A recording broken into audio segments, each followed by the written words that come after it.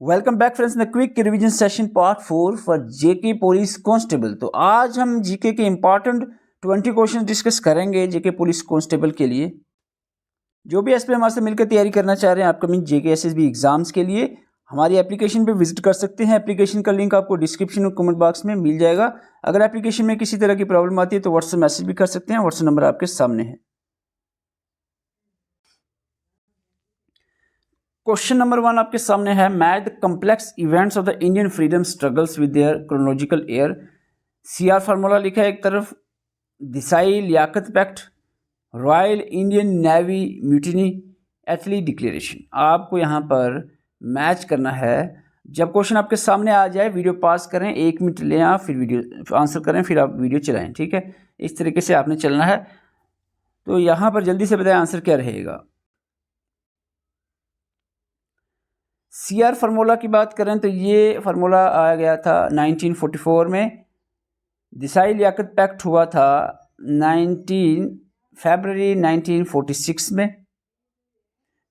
Royal Indian Navy mutiny जो हुई थी ये हुई थी सॉरी, दिसाई पैक्ट जो है, दिसाई पैक्ट नहीं हुआ है फरवरी में। दिसाई पैक्ट जो है वो हुआ है 1945 में। सीआर फार्मूला जो है ये रहेगा आपका 44 में, और दिसाई लियाकत पैक्ट 45 में। रॉयल म्यूटिनी जो हुई, रॉयल म्यूटिनी हुई थी फरवरी 1946 में।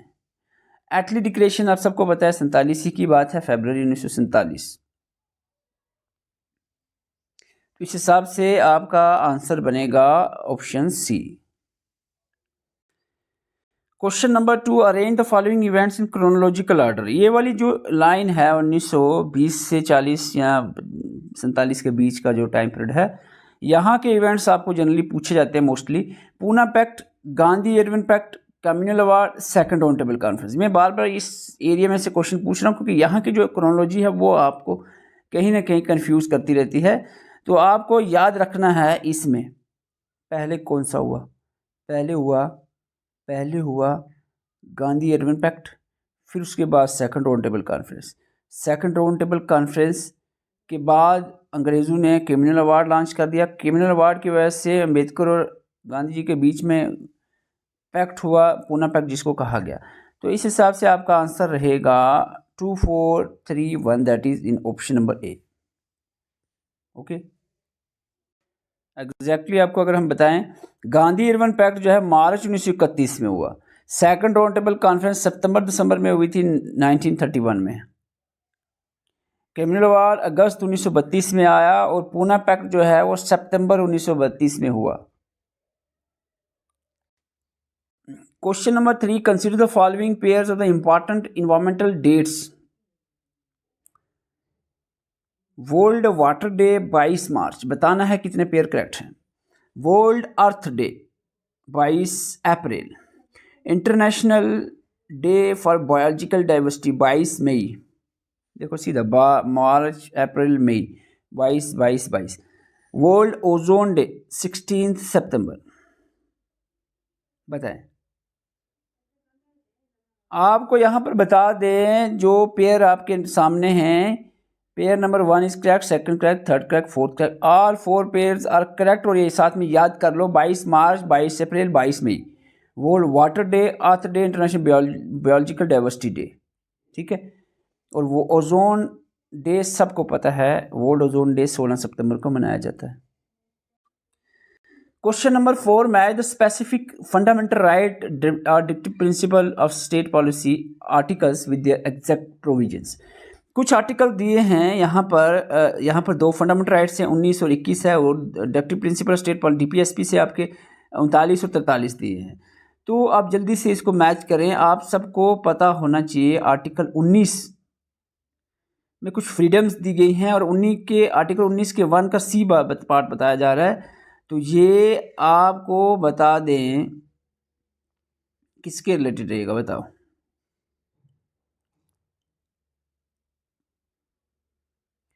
ये रहेगा राइट टू फॉर्म एसोसिएशन में ही होता है। राइट टू फॉर्म एसोसिएशन और यूनियंस और कोऑपरेटिव सोसाइटीज। ओके, 1 का सी आपका 2 ऑप्शन करते हैं यहाँ से। ठीक है, 21 का तो पता ही है सबको। 21 ए जो ऐड हुआ था उसमें 6 से 14 साल के बच्चों के लिए एजुकेशन कंपलसरी, फ्री एजुकेशन, तो ये सिंपल जुड़ेगा। 21 ए का आपका जुड़ जाएगा, 21 ए आर्टिकल का ए जुड़ेगा। 2 का ए हो गया, इसका मतलब है आपका आंसर अभी भी नहीं मिला। 39 और 43 में देखते हैं। 39 में आपको बता दें, जो 39 का बी है, 39 का बी जो पार्ट अमेंडमेंट के द्वारा ऐड किया गया, ये डील करता है equitable distribution of material sources of the community, तो यह डेफिनेटली ये डी से जुड़ेगा। तीसरा इसका मतलब हुआ 43 ए आपका participation worker in management of industries, तो आंसर आपका रहेगा option A. Question number 5, consider the following statements regarding democratic institutions. Election commission, Election Commission of India was established on 25th January 1950, which is celebrated as National Voters Day. बताएं। VVPAT, voter verifiable paper audit trail. अब जब election होते हैं, VVPAT होता है, control unit होता है यहाँ पर, ईवीएम मशीन। तो system was used for the first time in an entire state assembly election in Goa 2017. Election Commission does not have the power to disqualify a candidate for failure to lodge an account of election expenses. Electronic voting machine जो EVMs होती हैं, वो सबसे पहले experimentally जो है इन Paroor assembly constituency इन केरला 1982 में use की गई। बताएं इसमें कौन सी स्टेटमेंट करेक्ट है। स्टेटमेंट 1 जो है, ये जो इलेक्शन कमीशन इस्टेब्लिश हुआ था 25 जनवरी 1950 में हुआ, जिसको नेशनल वोटर डे सेलिब्रेट किया जाता है, करेक्ट। वीवीपैट का इस्तेमाल जो है वो first time entire state assembly election in Goa 2017 में हुआ, ये भी सही है। इलेक्शन कमीशन यहाँ पर देखो नॉट, डज नॉट लिखा है, हालांकि डिस्क्वालीफाई कर सकता है कैंडिडेट को अगर वो इलेक्शन एक्सपेंसेस का अकाउंट जो है वो ना बता सके, तो ये स्टेटमेंट इनकरेक्ट रहेगी, गलत है। और फोर्थ वाली स्टेटमेंट बिल्कुल सही है। ये पॉइंट याद कर लो, डेमोक्रेटिक इंस्टीट्यूशन से क्वेश्चन इस तरह के बन सकते हैं आपके, तो आंसर रहेगा option B.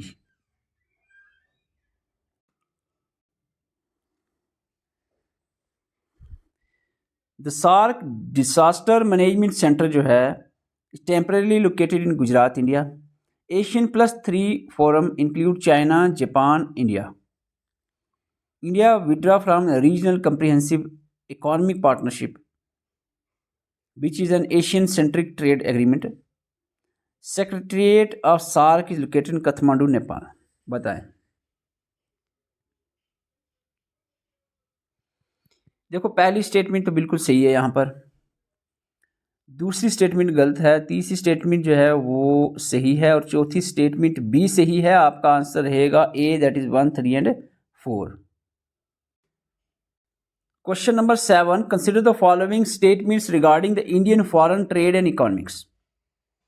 Indian foreign trade and economy पे क्वेश्चन है, वीडियो पास करें, 1 मिनट लें अपना, यहाँ पर आंसर करें।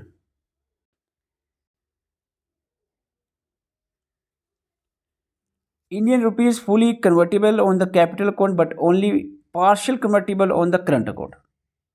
ये स्टेटमेंट बिल्कुल गलत है। SS Tarapur committee was constituted by RBI to deal with the capital account convertibility. Yes, ठीक है। Dumping refers to the practice of exporting a product at a price lower than its normal value in the domestic market.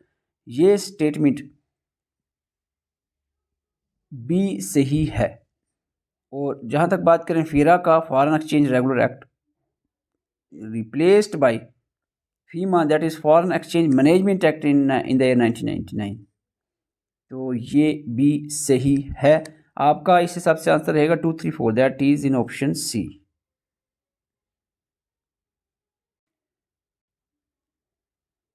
Physical division of India पे statements दिए हैं आपको। Meghalaya plateau की बात करें, is structurally distinct entirely separate from the peninsular plateau.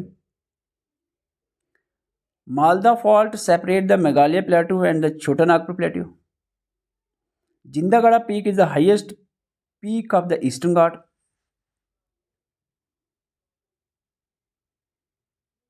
Western Ghats cause the orographic rainfall by forcing the rain-bearing moist winds to rise along their western slopes.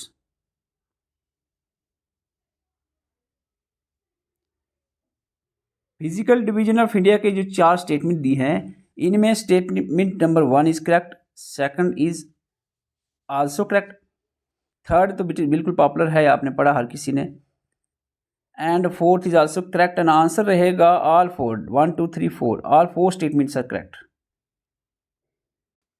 Question number 9, consider the following statement regarding the forms of government. Syllabus के हिसाब से ये question डाले हैं। आप कुछ सोच रहे होंगे ये सर कैसे क्वेश्चन है, सिलेबस के हिसाब से हैं क्वेश्चन को, आउट ऑफ रेंज नहीं डाले हैं यहाँ पर। Unitary state, a unitary state implies that central government is supreme and any administrative divisions exercise only powers delegated by the centre. Unitary government समझते हैं ना, यूनिटरी गवर्नमेंट, तो डेफिनेटली यूनिटरी गवर्नमेंट की बात चल रही है, तो ये सेंटर के द्वारा ये पावर्स की यूनिटरी है। In India the appointment of state governor by the center is considered a federal feature of the constitution. Power of the parliament to alter the boundaries of state without their binding consent is a unitary feature of the Indian constitution. In a pure presidential democracy, the executive branch cannot dissolve the legislature. बताएं आप इनमें से कौन सी statement correct है। Statement 1 is correct, second is not correct, third is correct, fourth is correct। Answer रहेगा 1 3 4 option B. Question number 10 आपका आ गया है क्लाइमेट एंड क्रॉप पे। अगेन आपको स्टेटमेंट्स दिए हैं, हमने सभी question statement wise match the column type या पेयर टाइप दिए हैं, जैसे जेकेएसएस भी पूछता है, और सिलेबस के हिसाब से जो टॉपिक सिलेबस में मेंशन है, ऐसा कोई एस्पिरेंट नहीं होगा जिसने सिलेबस ना देखा हो, तो सिलेबस के हिसाब से ही क्वेश्चंस हैं, और अरेंज भी ऐसे किए हैं जैसे जेकेएसएस भी लेटेस्ट पूछ रहा है, जिसमें कंसेप्ट लगते हैं। जैसे क्लाइमेट और क्रॉप के यहाँ कंसेप्ट हैं, mango showers pre monsoon showers होते हैं जो मेनली केरला और कर्नाटका में होते हैं, that help in the ripening of mangoes. Simple statement है, मेरे ख्याल से सबको ये पता होना चाहिए कि स्टेटमेंट 1 इज करेक्ट है। कलबसाखी जिसको नॉर्वेस्टर भी कहते हैं, और वायलेंट थंडरस्टॉर्म्स हैं जो गैग्नेटिक प्लेन्स में होते हैं, particularly West Bengal area during the hot weather season. Kharif crops are sown in the winter, October December, and harvested in the April to June. सबको पता है कि खरीफ क्रॉप समर क्रॉप होती है, ये विंटर में सोन नहीं होती है, समर में, ये गलत ही रहेगा definitely. El Nino generally has negative impact on the Indian monsoon causing deficit in the rainfall. El Nino La Nina का आपको पिछली वीडियो में मैंने बताया था। तो आपका यहाँ पर आप देखें, 1 स्टेटमेंट फर्स्ट बिल्कुल करेक्ट है, सेकंड भी करेक्ट है, थर्ड जो है सामने ही गलत नज़र आ रही है आपको, और फोर्थ करेक्ट है। आंसर रहेगा 1 2 4 option A. Question number 11 match the column type question है, rivers with the state through which they primary flow. देखो सबरनेखा रिवर कहाँ फ्लो करता है, पेरियार रिवर, तीस्ता, लूनी। देखो एक चीज़ मैं आपको बताऊं, पेरियार रिवर अगर आप केरला जोड़ते बिल्कुल सिंपल है, यहीं से देखो ज़्यादा आगे सोचने की ज़रूरत नहीं पड़ेगी, यहीं से आपका आंसर निकल आएगा Periyar Kerala, that is B का 1 आपका ऑप्शन डी में है, आंसर डी रहेगा। ये मैं ऐसा अभी मैं बताता नहीं हूँ क्योंकि हमें प्रैक्टिस करवानी है, लेकिन एग्जाम में आपने ऐसे ही सोचना है, ऐसी अप्रोच लगानी है। जो आपको आ रहा है पहले उसको जोड़ो, देखो आंसर निकल रहा है, एक आध और जोड़ो। जैसे आपको अगर पता है ज़्यादा नहीं तो आपको लूनी का पता है कि राजस्थान एरिया में ही होता है ये फ्लो, तो आपका आंसर 1 से नहीं तो 2 से ज़रूर निकल आएगा। यहाँ से तो 1 से ही निकल रहा है, तो इसका आपका सबरनेखा का रहेगा आपका झारखंड। तीस्ता आपको पता है किस एरिया में जाते हैं, तीस्ता वाला रिवर ये नॉर्थ ईस्टर्न स्टेट्स में फ्लो करते हैं, तो ये सिक्किम रहेगा, आंसर डी। क्वेश्चन नंबर 12 आपके सामने है।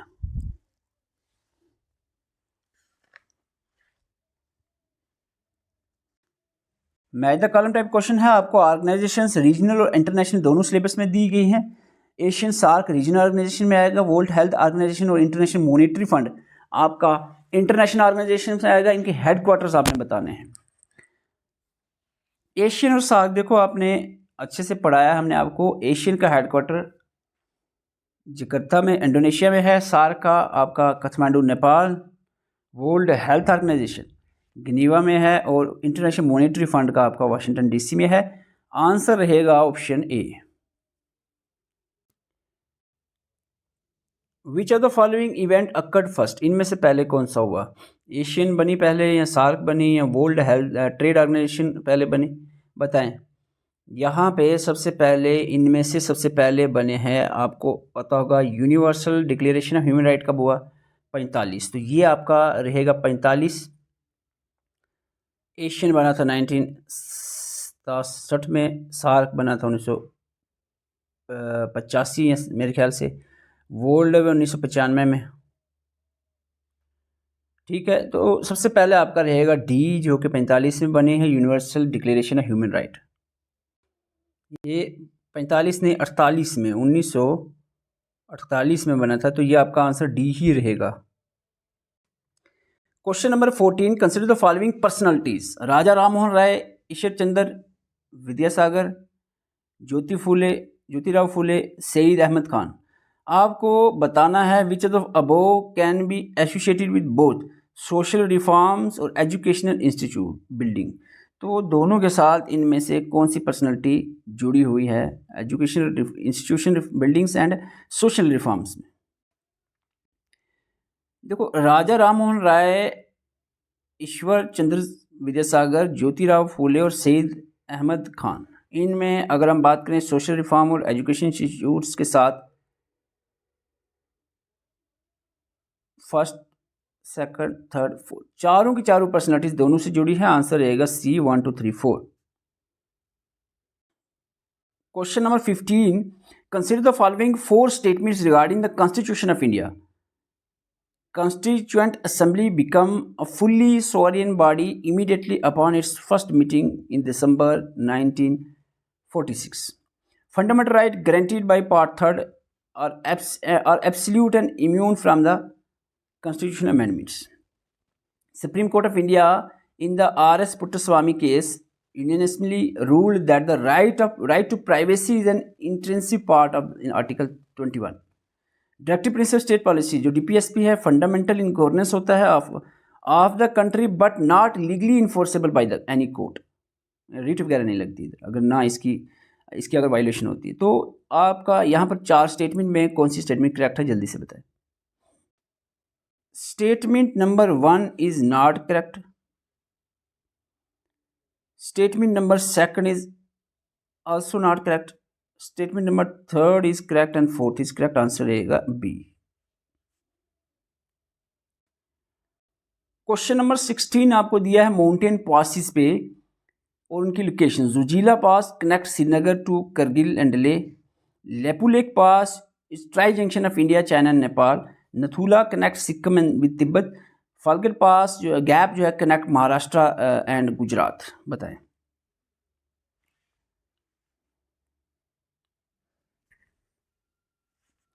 जुजीला करेक्ट है, सबको पता है। लेपुलेक की बात करें तो ये try junction of India, China, Nepal, ये इस पास का नाम कुछ अंगसी है ऐसे कुछ करके है, अंगिल पास ऐसा है। ये लिपुलेक नहीं है ट्राई जंक्शन वाला, तो ये गलत है। नथुला पास सिक्किम तिब्बत ये करेक्ट है। फलगट गैप महाराष्ट्र गुजरात कनेक्ट करता है इसको, ये भी करेक्ट है। आंसर रहेगा 1 2 3 पेयर्स करेक्ट, सी आंसर रहेगा। क्वेश्चन नंबर 17 आपको अवार्ड्स एंड ऑनर पे दिया है with the corresponding personalities. First Nobel literate, simple question, बिल्कुल सिंपल। फर्स्ट नोबल लिटरेट, सबसे पहला पर्सनालिटी जिसको लिटरेचर में अवार्ड मिला,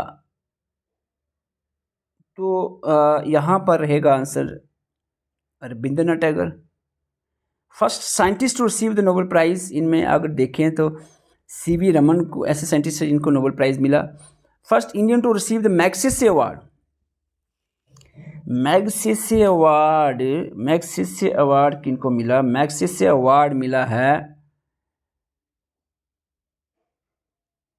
विनोबा आचार्य विनोबा भावे को, और इंडियन ऑस्कर जो है भानु द्वितीय को मिला है। आंसर रहेगा 2314 that is option A.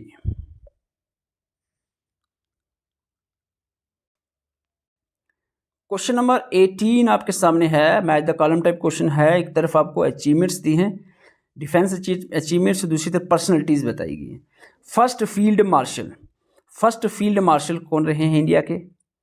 First Indian navy chief कौन रहे हैं? फर्स्ट रिसिपिएंट ऑफ परमवीर चक्र? First indigenous aircraft carrier?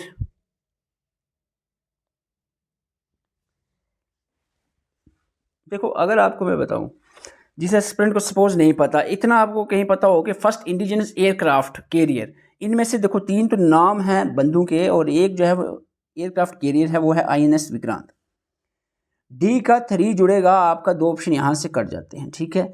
Field marshal, first field marshal जो है वो रहे हैं कौन? वो रहे हैं सैम मनिकशा। तो आपका रहेगा ए का 2 अगर 2 ऑप्शन अभी भी है तो नेवल चीफ देखना पड़ेगा। नेवल चीफ जो है, फर्स्ट नेवल चीफ रहे हैं इनमें से वाइस एडमायरल RD कटारिया रहे हैं। तो ये आपका रहेगा 4 बी का। सी आ गया सबसे पहले जिन्होंने परमवीर चक्र अवार्ड जीता, तो प्राइज जो इनको मिला ये है मेजर सोमनाथ शर्मा। तो आपका आंसर रहेगा option B. Question number 19, match the following ancient Indian scholars with their famous works. Patanjali, Buddhaghosa, Nagarjuna, Megasthenes. बताएं, करें मैच। पतंजलि का यहाँ पर जुड़ेगा महाभाष्य, बुद्धघोषा का यहाँ पर जुड़ेगा वेशुद्धिमिगा, नागार्जुना का जुड़ेगा यहाँ पर मध्यमिकी करिका, और मेगास्थीन इंडिका सबको पता है, ठीक है। अगर यहाँ पर बात करें मेगास्थीन इंडिका का तो मोस्टली पता होता है, 2 ऑप्शन तो वहाँ से कट जाते हैं आपकी। तो ये मैंने बुक्स लिखी हुई है नोट्स में, आप इसको ज़रूर पढ़ें। आंसर रहेगा आपका option A. Question number 20, match the following and identify the correct match code. यहाँ पर कॉलम 1 में दिया है fruit ball of India, land of temple, Manchester of India, T city of India. बताएं। देखो, टी सिटी ऑफ इंडिया सबको पता है असम है, 2 ऑप्शन इधर से सीधा सीधा कट जाएंगे। 50% तो आपका इतने में ही हो जाएगा काम। फ्रूट बॉल, बताओ जी, फ्रूट बॉल कौन सा हो सकता है? फ्रूट बॉल कहीं तमिलनाडु हो सकता है क्या? हिमाचल प्रदेश, गुजरात? सिंपली आपको पता चल जाएगा यहाँ पर हिमाचल प्रदेश ही होगा, ठीक है। बी का 1 आपका रहेगा, तो आंसर निकल आता है आपका डी। और आपको बता दें लैंड ऑफ टेम्पल जो है वो कहा जाएगा अपना तमिलनाडु, और मैनचेस्टर ऑफ इंडिया जो है दैट इज गुजरात। आपका रहेगा आंसर बी, डी। अब जल्दी से कमेंट करें कि 20 में से, कमेंट नहीं करते आप, कमेंट करके बताएं 20 में से आपके कितने स्कोर आए हैं, वो ज़रूर आपने कमेंट करना। वीडियो अच्छी लगी, वीडियो को लाइक भी कर सकते हैं। अगर आप जेके पुलिस कांस्टेबल की तैयारी कर रहे हैं, इसके अलावा किसी भी एग्जाम की तैयारी कर रहे हैं, आप हमारी एप्लीकेशन पर विजिट कर सकते हैं, जहां पर आपको बिल्कुल एग्जाम ओरिएंटेड जेके एसएसबी के लेटेस्ट पैटर्न के हिसाब से आपको complete notes, complete video lectures और MCQs मिल जाएंगे। एप्लीकेशन का लिंक आपको डिस्क्रिप्शन और कमेंट बॉक्स में दिया हुआ है, वहां विजिट कर सकते हैं। अगर आप डायरेक्टली व्हाट्सएप पर मैसेज करना चाह रहे हैं तो व्हाट्सएप पर भी मैसेज कर सकते हैं। व्हाट्सएप मैसेज करके आपको जिस एग्जाम का नाम लिखना है, जैसे अगर आपको जेके पुलिस कांस्टेबल ज्वाइन करना है तो JKP आप लिखकर मैसेज कर दें। Thank you for watching.